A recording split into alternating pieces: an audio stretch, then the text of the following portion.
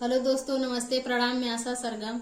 Hello दोस्तों, नमस्कार, प्रणाम। मैं पुष्पा जी सरगम आप लोग सामने लेकर आए हम लोग छठ पूजा की गीत। आप लोग सुनिए छठ मैया की गीत। जैसा भी लगेगा बताइएगा कमेंट बॉक्स में कैसा लग रहा है। पियावा बसेला परदेसवा, छठी माई कैसे कर। पियावा बसेला परदेसवा, छठी माई कैसे कर। भेजी देवा चिठिया लिफाफावा, पिया के ले बोला। भेजी देवा चिठिया लिफाफावा, पिया के ले बोला। शायद दूर से दौरा मांगाईबा, छठी माई करब जरू। सदापुर से दौरा मांगाईबा, छठी माई करब जरू। पिया बसेला परदेसवा, छठी माई कैसे कर।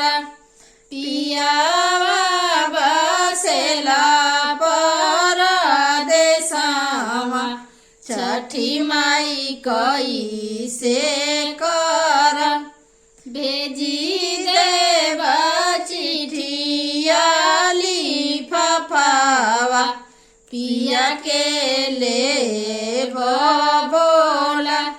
भेजी देवा चिठिया लिफाफावा, पिया के ले बोला।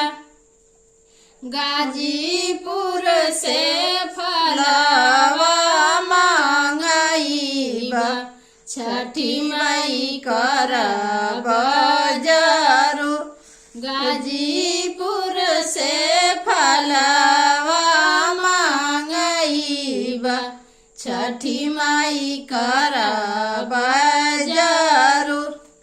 पिया बसेला परदेसवा, छठी माई कैसे कर।